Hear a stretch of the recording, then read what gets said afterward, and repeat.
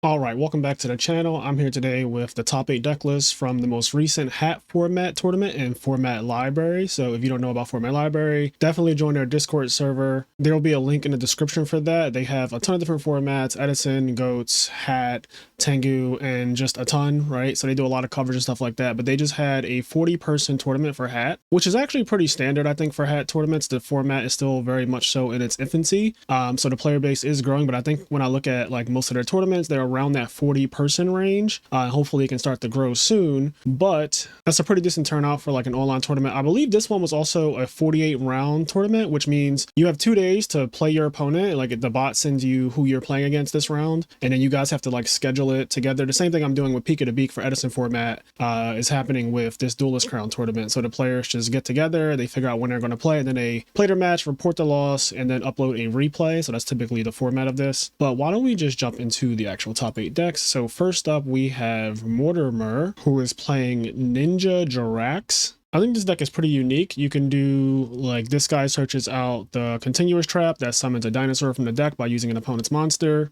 So it says target one face-up ninja monster you control and one face-up monster your opponent controls. Send them to the graveyard, then special summon to your side of the field one dragon dinosaur or sea serpent monster from your deck whose level is less than or equal to the combined levels of the sent monsters. And then when this card leaves the field, banish that monster. And Hanzo is basically a Stratos for these cards.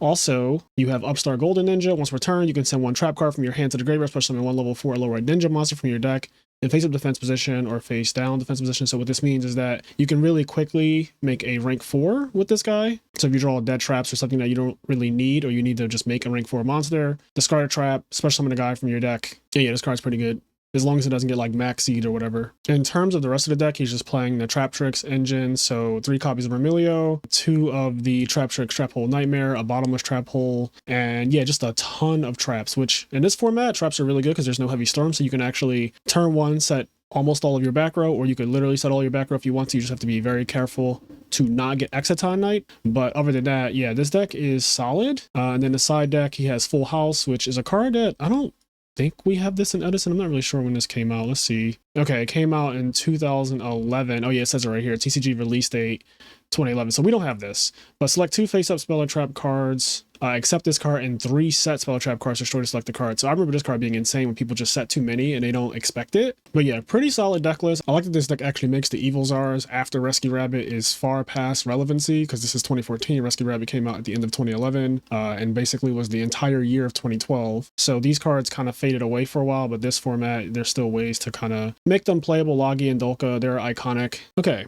moving along. Next up, we have Sylvans. Now, this deck is one that I remember my teammate at the time, Patrick Hoban, was really big on in 2014. He swore about his deck. I think this deck is good. I do think that it requires a lot of brain power to play it correctly. There's a lot of lines, a lot of stacking your deck, memorizing things, knowing how to set up correctly, knowing how to play through back row, how to play through hand traps. There's a lot. Like this deck does the most. And if you're good, I think it's very rewarding. But I do think that if you had to play a one-day tournament, right, I could easily see you getting mentally fatigued if you don't have a lot of reps with this deck, because it is just draining how much you have to do with it. Like, for example, when you summon one of their boss monsters right here, Aurea, if you tribute a Hermitry or a Sage Koya, you have to literally manipulate your top 7 or 8 cards. And if you have to memorize like where cards are at and all that stuff in exact order, that can be a lot. Like that can just be so much. But I don't think that Sylvans is bad by any means. I do think that it has some issues that most combo decks have. Like it can be very weak to hand traps. It can be very bricky. And it also doesn't have much defense. If you notice, there aren't really any defensive cards besides Book of Moon and technically Vanity's Emptiness. So its defense is basically built into its offense. Like if it has monsters on the field, that is its defense. But when it doesn't, it's just open season.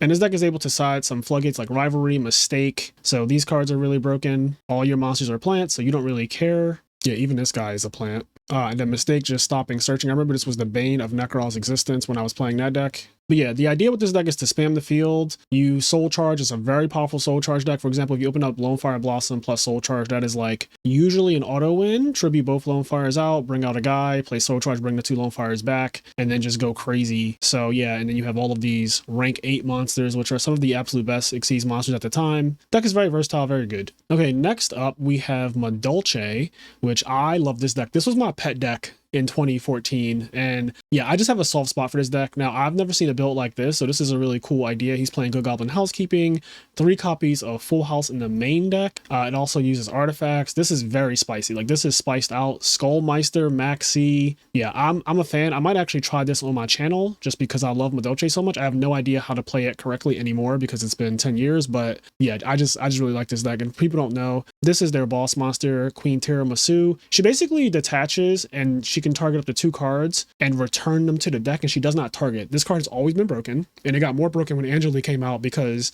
you need to have a card in the graveyard, a Madolche in the graveyard, in order to activate it, which used to be kind of hard, weirdly, for Madolches to get a card in the graveyard because their normal effect to just go back into the deck or in the hand, depending on if you have the field spell or not. So Tiramisu, Angeli made that entire thing way easier with like Angeli into Hoot Cake and all of that. So yeah, this card is very, very good. I think this effect is actually just good in all of Yu-Gi-Oh! Like, if you think about it, non-targeting, put back 2 cards into the deck, that's just always going to be good, right? Like, I feel like if you can resolve this is just an insane effect. So, but yeah, shout out to Air Falco for top 8ing with Madolche. Okay, next we have Mermail, which is another one of the best decks in the format. Some people argue it is the best deck in the format. I think it's too early to call, but Kevin Katter, I don't know if I'm saying your name right, so sorry if I'm butchering that, but this deck, everyone's seen Mermails, I feel like, at this point. This is one of the prettiest decks too if you max rarity it. Like, a lot of these cards come in really nice foil, ulti, or dual terminal, if you're talking about like Undine and stuff. Yeah, just a really, really nice deck, but it's also one of the best soul charge decks in the format.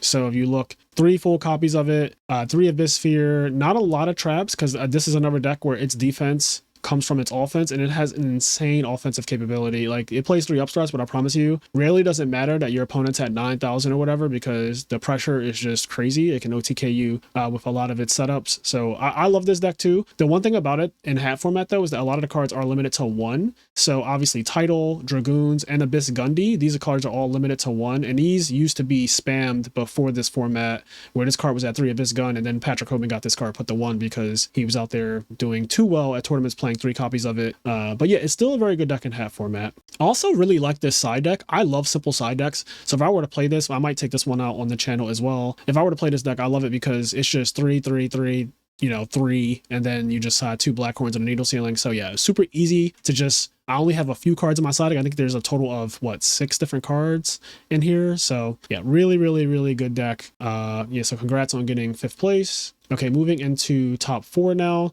So we have Indikid with another Mermail deck, and this one looks very similar. It plays a little bit more traps than the last one. So this one plays 6, this one plays 8, and he's also playing 41 cards, which I'm a fan of personally. There's Max C's in the main deck. I don't think, yeah, this one didn't play Max C. This one was like all gas.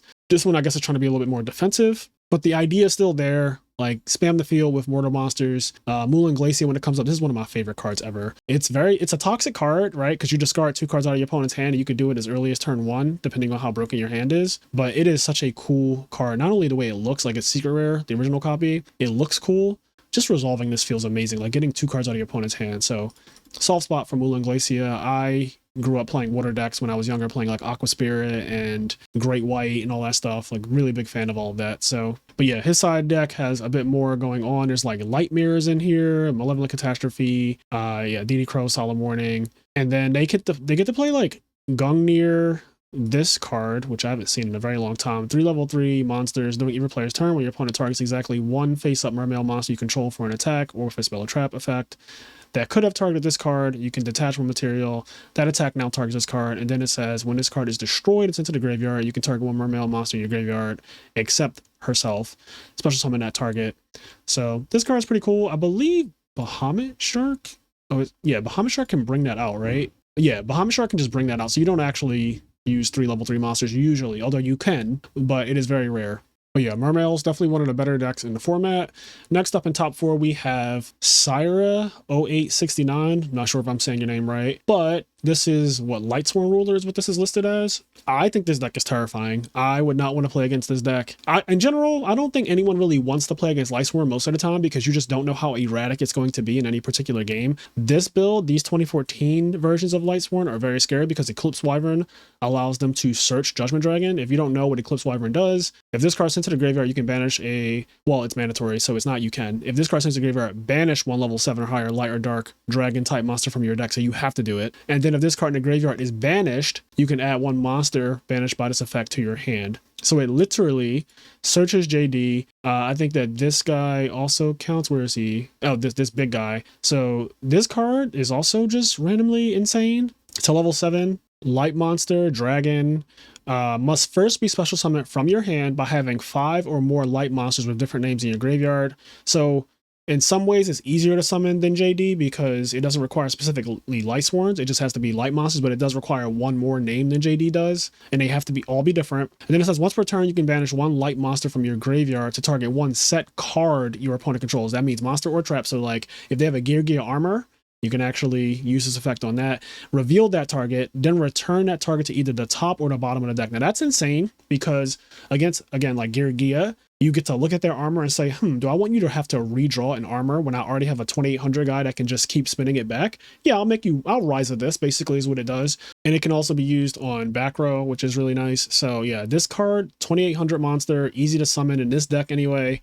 Terrifying stuff. And then the Curry Bandit, I love this card, one of my favorites. I top with Cat back in hat format, so I have a soft spot for this as well. Zephyros, just an insane card. There's a lot of graveyard dependent stuff here. Raiden is out. Another soul charge deck. If you're noticing, there's a trend here, right? Like this is very much so soul charge format, so a lot of the best decks play 3 copies of it. But then funnily enough, I think the decks that got first and second, they play like 2 because they're both Yugioh, so we'll get to that in a second. In terms of the side deck, this is also a very straightforward side deck, and I like that. 3 Decree, 3 MST, 3 Maxi, and then you have like your 2 ofs, Rykos, and Soul Release, Rhapsody, and Berserk, which is a on-command rank 4 that banishes 2 cards from the graveyard, so it's like double DD Crow, and then you can equip it to an Exceeds monster and make it big, so this card is really good too. Then he's siding Dark Hole for just problematic monsters that people might summon, and also for crackback potential. Also at this time, Lightsworn Michael is out. I love this card. 1 tuner plus 1 or more non-tuner light monsters. Once per turn, you can pay 1,000 life points, then target 1 card in the field, banish that target. That's just insane. Like that is just a very, very good effect. So it doesn't trigger like Sanctum and Moral Text in the back row and all that stuff. Banishing cards is always really good. When this card is destroyed, you can target any number of other Lightsworn monsters in your graveyard, shuffle them into the deck, and if you do, you gain 300 life points for each return card. Then once per turn during your end phase in the top 3. So solid card. Michael's insane. But yeah, also Needlebug's Nest, Mill 5. This deck is just really good. I'm going to also definitely play this deck at some point on the channel just because I like chaotic shit like this. 3 Luminas as well, too. In Edison, we have 1. So seeing this just looks so weird to me. Like, it just looks wrong. Like, you're not supposed to be able to play 3 of this card. But the format is very different. So Lumina in context is probably not as insane as she is in Edison format, or would be if she was at 3. All right. Moving on to second place, we got James Ark. So this is a Yugioh deck, and he has a couple tech choices, like a main deck Needle Sealing in this build. He's playing 1 Trap Tricks Murmilio and triple Soul Charge, so he actually maxed out on it. Never mind what I said earlier. I thought that they would be playing 2. Most of the standard list back then played 2 copies of this card, but I think James knows what's up. This is Soul Charge format. Lean into it. The rest of the build is honestly like pretty standard, I want to say. Like, obviously, they're going to play 3 of the End Phase Rescue Cat card. Fiendish Chain is pretty standard. Having the Trap Tricks, Trap Hole, Nightmare with the bottomless so that this thing has something to search. Also, Soul Charging this back. It pops back when you do that. Really, really strong effect. 3 Wiretaps. This card's amazing. Compulse main deck. I think this card is also obviously really good. It's at 1 in this format, which, if you notice, Bottomless, Compulse, Torrential, and Warning, cards that deal with summons, are all at 1 because Konami just knew, like, if there were multiple copies of these types of cards when there's no priority to, it would just be a crazy ass format. So, I mean, the format's already crazy, but it would be crazier. Okay, and then in the side deck, we have Acid Trap Hole. So that way, is this Acid? I think this is Acid, right? Oh no, this is Deep Dark Trap Hole. When a level 5 or higher monster special summon, banish that level 5 or higher monster. So wait, let's see. Here's Acid Trap Hole. So this one is the, if you're playing in a mirror match, target 1 face down defense position monster in the field, flip it face up, then destroy it. If its defense is 2,000 or less, so it gets rid of armor and it's searchable. So really, really good card. And then we just have like Floodgates, you have your D-Fisher, you have your Macrocosmos, you have your Soul Drain, I believe it's called, DNA Surgery against spellbooks to turn them into something other than actual spellcasters, ideally machines, so you can continue to make your Gigagon X. The Cycle Reader, which is a searchable double DD Crow for light. And then we just have a myriad of hand traps and stuff here. Mind Control for the mirror match. Flipping someone else's armor is probably just game. So yeah, really solid deck. Yugioh is definitely one of the strongest decks in the format, especially early on, because it is very straightforward, very linear in what it does, but it's also very, very, very good. And then in first place, we have another Yugioh deck. This one is playing hand, so 2 Fire Hand, 2 Ice Hand, and then only double Soul Charge here. No Trap Tricks monsters in the deck. Also triple upstart just to make sure that he sees his armor turn 1, because you have arsenal, you have actual armor itself. So just trying to guarantee a little bit more consistency here. I like the fact that upstart's at 3. I know this is a controversial card because in this format you are blatantly fueling other people's soul charge when you upstart. So that's an entire topic that can be discussed at another time. But Upstart Goblin is very, very strong of a card in general when formats get powerful like this and you just want to see very specific things. 1 Book of Moon, Mind Control in the main deck, which if you play mirror matches, that is really, really ideal. And also, even decks that just summon level 4 monsters, right? It doesn't even need to be a mirror match. Obviously, the mirror match is a blowout, but like, just summon any of these guys and mind control level 4 monster, you get to make anything except Gear Gigant unless it's a machine. But yeah, no wiretaps in the main deck, not even in the side deck. So James opted for a full playset, whereas Tempest here said, I'm not going for the wiretap route. I'm just going to play through your back row. I have MSTs and stuff. Let me actually check the differences between them. So 3 MSTs here, 3 wiretaps to push through his plays. There's just 2 MSTs here, and yeah, no wiretaps at all.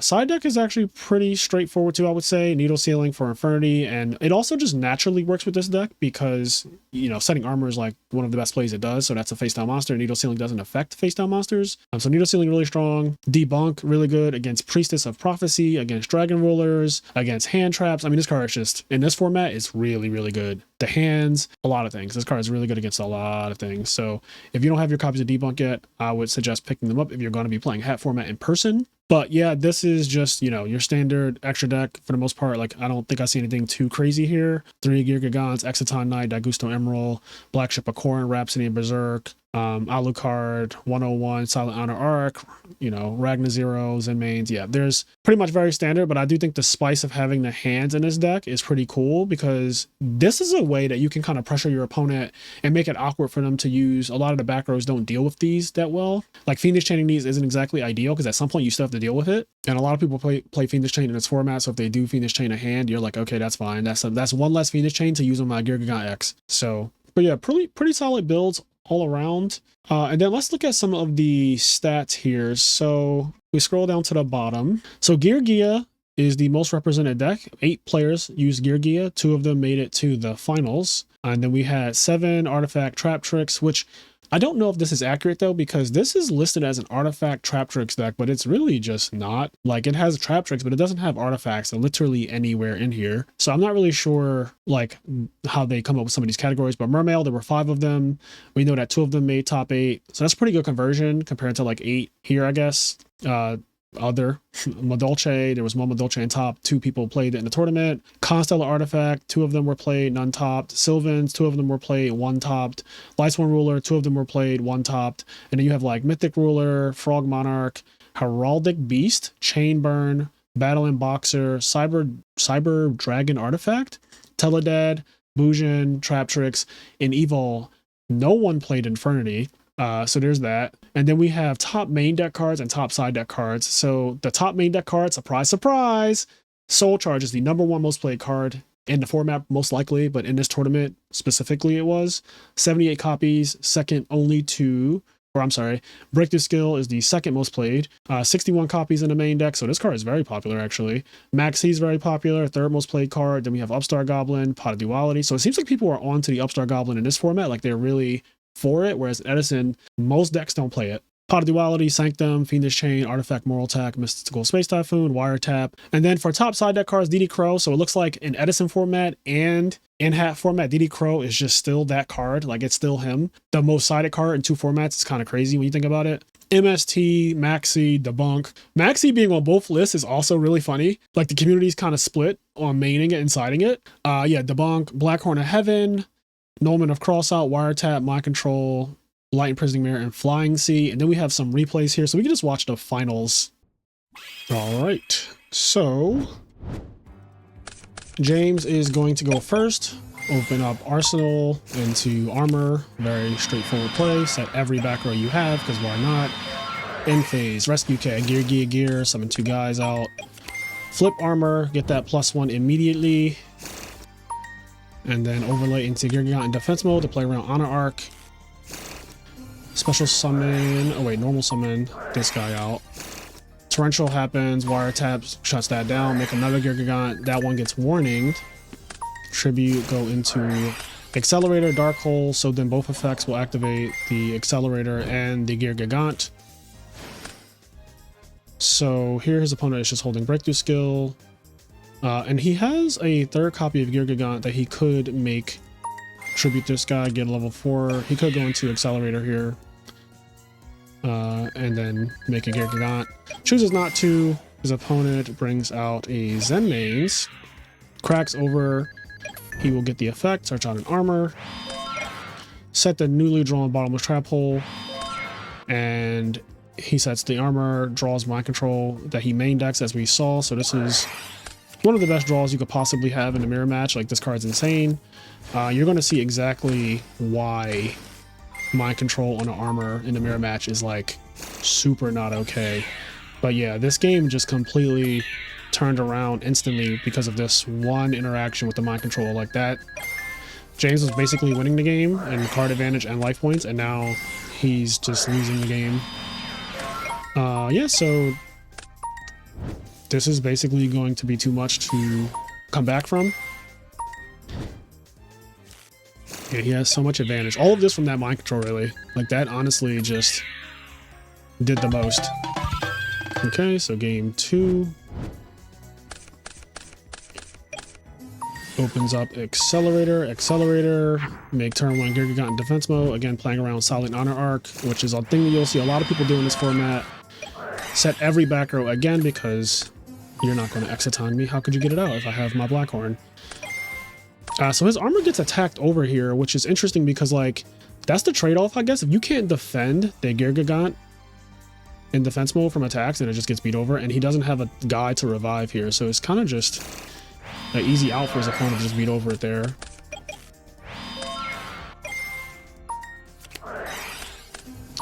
Acid Trap Hole. That was actually a really good Acid Trap Hole. So you're gonna go into Gear Giano, into Armor, Accelerator, make Gear Gigant, which is going to get negated by Blackhorn. This card's insane versus this deck. Fiendish Chain. Terrible card to have right here. Also, I mean, it's weird, right? Because if he maxi when he summoned the second armor, like if he dropped maxi, James could just be like, okay, attack, set it, pass. Like, I don't give you a single draw. But then holding it is also weird because then he gets to summon this guy and he goes plus because you use Fiendish Chain on one of them. So he goes a plus here and then you're still just holding double dead maxi. I'm not really sure how good maxi is in the mirror match. I feel like if you're winning, it's really strong. I think that in this situation, you're getting to see like what's wrong with maxi in the Gear. Gear has a lot of good stopping points.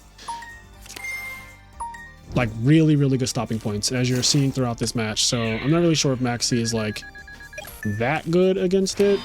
You're usually not getting more than 2 draws, so you might get a +1 at most, but sometimes they can just make you only get 1 draw out of it, which is not the intended goal, unless they get the stop in an awkward point, in which case you're happy with that. Like if my opponent stops and gives me 1 draw, but then their field is awkward, I'm okay. But if they're stopping and setting armor, that's not okay.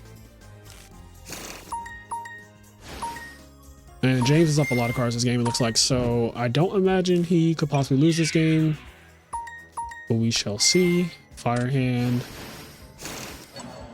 Yep, pop, going to Ice Hand, M Phase, MST. Double Ice Hand, get in for some damage. He's at 9,000, so this is a lot of life points to take over time. That goes to Emerald's really, really good. Returning to Max C's, though. Ooh, what a crazy draw right there.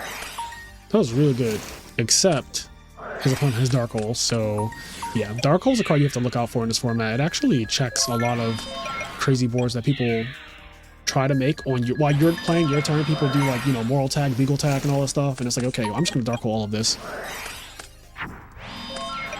So surprisingly, they're even in cards, but like James is just holding a Soul Charge with 7,600 life points, so you already know where it's going. Like the writing is on the wall. Now he has another Soul Charge, which is crazy. Yep, and here it is. So on to game 3.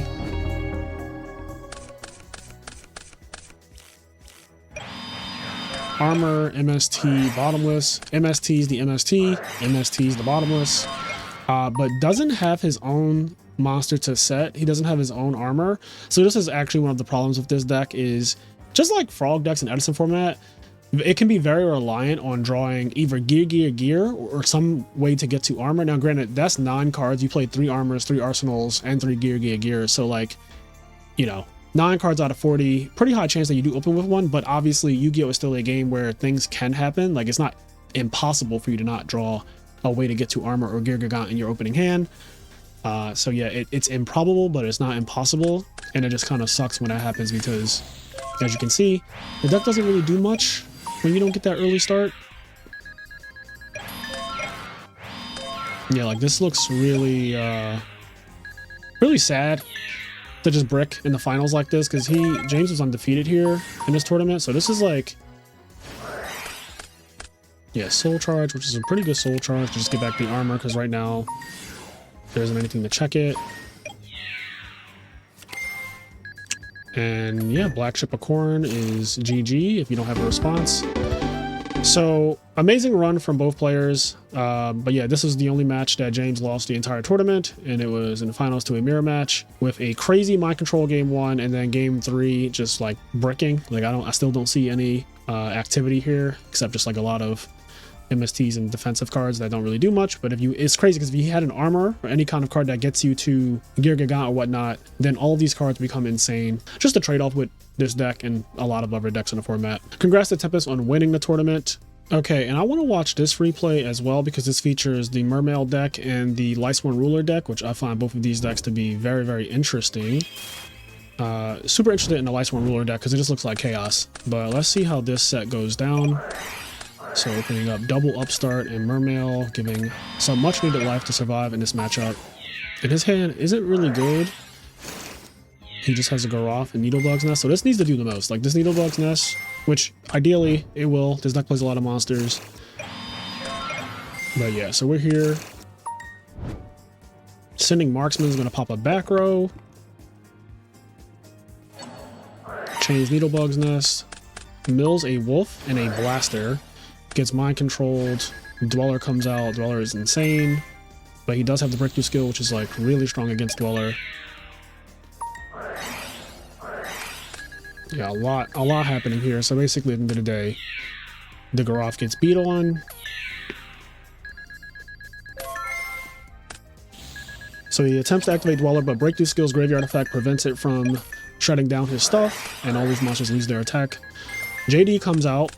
JD's broken. And he's in a bad spot now. Like that JD by itself just did the most. Summon Tidal, make Leo the Keeper of the Sacred Tree. So if people don't know what this does, your opponent cannot target this card with card effects except during main phase 2. So this thing just beat over a Judgment Dragon. But we have Soul Charge. We're going to charge it to the game. Draw a card off of Garoth. Make Spark Dragon. Make Black Rose. Spark Dragon protect itself. Everything dies. Abyss Lend activates. Summons out Abyss Lead. Arcanite Magician. Big Eye. Take your Abyss Lead. This is crazy. Texas Sucks is absolutely unhinged. That last turn was so impressive to me. So they're just stealing each other's things. Yeah, this is a lot. I actually love how technical this got. Like this is really good stuff here. And then there's an Honest. All right, game 2. So Abyss Pike, discard Abyss Pike. Recharge. So this hand looks pretty mid without having Needlebug's Nest or multiple, you know, charge, recharge, and stuff like that. Also, notably, no Lumina. And this guy is a lot of damage. Yeah, this is 4,800 by itself. He might be... Is he dead? No, he's not dead, right? It's a lot of damage. Yeah, so no more soul charges for the rest of the game. Yeah, you basically lose that game just because of that. Alright, game 3. So there's the Needlebug's Nest, which changes everything. Sets Eclipse Wyvern, Needlebug's Nest, and Breakthrough Skill. Max sees the Abyss Tooth immediately. I want you to calm down. Summon Abyss Pike, get Breakthrough Skill, because your Gundy doesn't have anything, so this is just a straight up -1 now, because it didn't bring back anything. And then here, Eclipse Wyvern is going to banish JD for later for safekeeping. End phase. So Needlebug's Nest didn't really mill that crazy, honestly. Rhoda for Raiden. Max C, but I think the damage is already done. Garov comes out.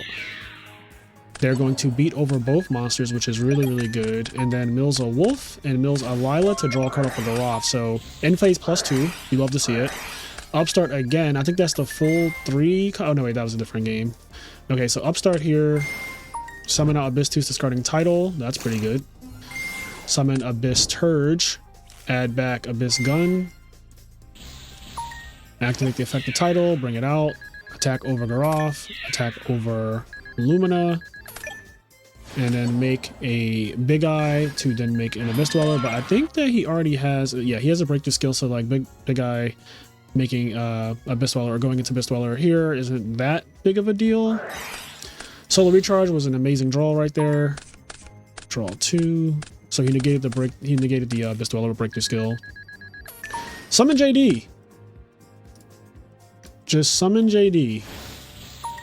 And then JD gets Blackhorn, but then he goes summon Blaster by banishing Eclipse Wyvern, which will add back JD. Surprise, surprise. And I don't think he's normal summoned yet.